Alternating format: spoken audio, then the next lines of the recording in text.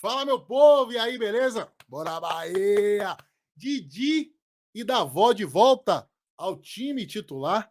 Retorno do esquema com 3 zagueiros para o jogo dessa terça-feira contra o Sampaio Corrêa, um confronto dificílimo. Esses são os temas desse vídeo, mas antes da gente começar a explorá-los, eu fazer aqui uma análise do que pode ser a escalação e a formação tática do Bahia, eu quero pedir para você, ao som do maior sucesso nas paradas musicais desta plataforma, o like, né? Eu quero like, eu quero like, eu quero like, eu quero like, eu quero like. Sinta o dedo no like, ative as notificações, se inscreva. E agora sim, bora pro vídeo.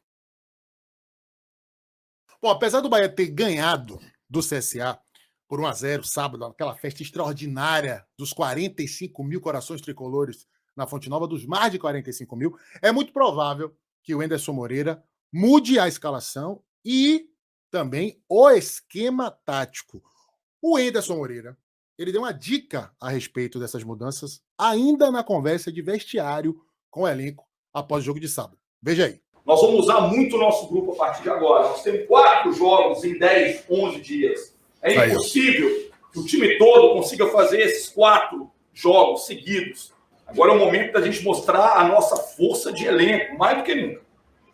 Qualquer jogador que tem um reserva, tem um competidor aí à altura. Ele já deu um aviso para os jogadores de que vai rodar, e ele tem que rodar mesmo o elenco, porque, como ele mesmo falou nessa palestra aí para os caras, são 4 jogos nos próximos 10 dias. Bom, com base em minhas apurações e com base também em observação, em opinião, eu levantei aqui que é bem possível, eu diria até provável, que o Bahia retome o esquema com 3 zagueiros para esse jogo contra o Sampaio Corrêa. E se de fato o Enderson optar por essa formação, aí nós teríamos 2 novidades no time titular em relação ao jogo com o CSA, que seriam o Danilo Fernandes, na verdade 3, né? 3 porque o Danilo está de volta. Então, as 3 mudanças seriam Danilo Fernandes no lugar do Matheus Claus, o Didi na zaga, aí ele entraria no lugar do Igor Torres, né? E lá na frente, o retorno do Davó no lugar do Hugo Rodallega. Eu entendo a volta do esquema com 3 zagueiros, só que eu não colocaria o Didi. Eu acho que o Gabriel Xavier foi mais experimentado no esquema, mostrou muita segurança, muita desenvoltura, personalidade, né? Um zagueiro rápido, um zagueiro bom nas bolas aéreas e prata da casa também. Eu colocaria o Gabriel Xavier. O Didi não comprometeu, não. O Didi foi titular também no esquema com 3 zagueiros contra o Guarani. Aliás, o único jogo que o Bahia venceu nessa formatação. O Didi é um cara que tem uma boa saída de bola. Eu acho que o problema do Didi é que ele sofre da síndrome de Baresi. É aquilo que eu digo do zagueiro que acha que joga mais do que, na verdade, joga. Então, ele, às vezes, assim, ele quer dar uns dribles no lugar errado, quer dar uns passes no lugar errado. Então, assim, eu confesso para vocês que eu não tenho muita segurança no Didi por conta dessa síndrome de Baresi. Baresi, um dos maiores zagueiros de todos os tempos, titular da Itália na final da Copa do Mundo de 94. Aliás, o melhor jogador em campo naquela final de Copa do Mundo. Mas ele vai de Didi, provavelmente. Eu apurei que, se de fato ele retomar o esquema com 3 zagueiros, é o Didi que está na frente da preferência dele em relação ao Gabriel Xavier. O restante do time aqui na defesa não tem mudança, né? Luiz Otávio na esquerda, Ignacio na direita. Aliás, o Ignacio está jogando muita bola. Viu? Impressionante. Tratou Ignacio, como diria meu companheiro de Rádio Sociedade, Manuel Messias, André e Matheus Bahia. Mugni e Rezende devem continuar. Aliás, apresentaram uma dinâmica muito interessante no jogo passado, né? No bom primeiro tempo que o Bahia fez, né? Trocando de posição, alternando também o apoio ao ataque. Ora o Rezende ia, o Mugni ficava, ora o Mugni ia, o Rezende ficava. Então, não acredito que vai mudar, apesar do Patrick estar relacionado para essa partida. Eu acho que o Patrick vai ter que esperar a vez dele para retornar, o que deve acontecer, afinal de contas a maratona agora é muito puxada. Daniel, que jogou muita bola, né? Reflexo talvez da sombra, de finalmente ter uma sombra de peso no banco, que é o Ricardo Goulart. O Copete, né, deve ir para o terceiro jogo como titular, ainda não mostrou ser nem sombra daquele Copete decisivo do Avaí na Série B do ano passado, mas eu acho que pelo peso do jogador deve seguir, né?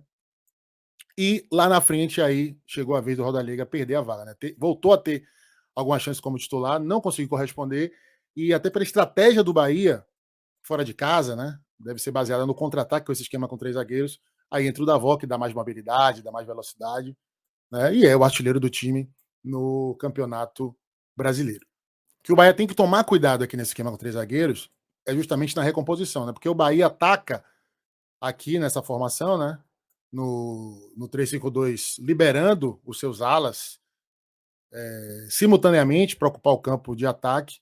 O problema é a recomposição defensiva, né? O Bahia, nas vezes que jogou assim, defendeu no 5-4-1, né? Como tem o Copete que gosta de jogar pela esquerda, ele que deve voltar fazendo a recomposição pelo lado esquerdo, o Daniel tem que voltar pelo lado direito. O problema é essa recomposição aqui, né? Daniel volta a passo de tartaruga, geralmente deixa o lado exposto, sobrecarrega o lateral, nesse caso o lateral direito. Então o Bahia precisa tomar cuidado com isso para ter equilíbrio e não ceder oportunidades ao muito bom time do Sampaio Corrêa. Vamos relembrar aqui como é que foram os jogos do Bahia utilizando 3 zagueiros, tá? Sempre com o Enderson Moreira. O Enderson Moreira, ele lançou a campo pela primeira vez esse sistema tático na derrota para o Atlético Paranaense. Tá aqui, ó, de baixo para cima, viu, gente?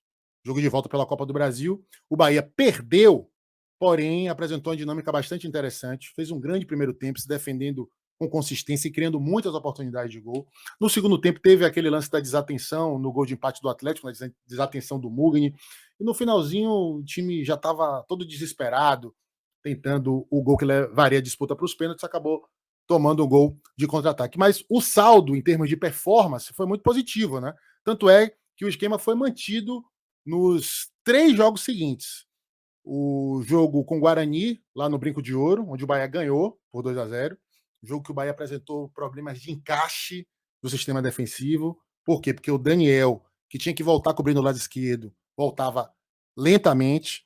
O Luiz Henrique, que foi o lateral esquerdo, naquele jogo também estava muito mal. Então o Bahia sofreu no final da primeira etapa, depois de ter feito o gol, o Levi chegou a tomar a bola na trave, mas ganhou. Esse foi o jogo em que o Didi foi titular, o único jogo que o Didi foi titular com o esquema. Depois em casa, o Bahia empata com o CRB, mas faz um primeiro tempo espetacular. Talvez o melhor primeiro tempo do Bahia na gestão Anderson Moreira, um dos melhores tempos em termos de atuação da temporada. Né? E jogando com 3 zagueiros, mesmo jogando em casa, Ignácio e Gabriel Xavier dando um suporte de criação, de saída de bola. O Bahia criou inúmeras oportunidades. Depois, no segundo tempo, o time quis administrar o resultado e acabou sendo castigado, tomando gol de empate naquela atrapalhada do Luiz Otávio e do Danilo Fernandes. Enquanto o Cruzeiro, apesar da derrota, né, foi uma derrota assim muito circunstancial, né, muito peculiar as circunstâncias dessa derrota.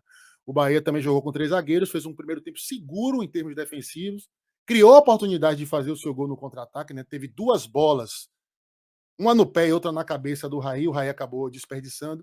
Aí no segundo tempo, muito menos por culpa do esquema, muito mais pela desatenção do time, pela leseira do time, pelo bundamolismo que aconteceu logo depois da expulsão do Cruzeiro, o time conseguiu tomar aquele gol com um jogador a mais e 8 jogadores dentro da área, o Bahia acaba derrotado. E se por acaso o Anderson Moreira quiser manter o esquema 4-2-3-1, o esquema dos 2 últimos jogos em casa, 2 vitórias contra Náutico e contra CSA. Lembrando, é um misto de opinião, análise, mas também de apuração.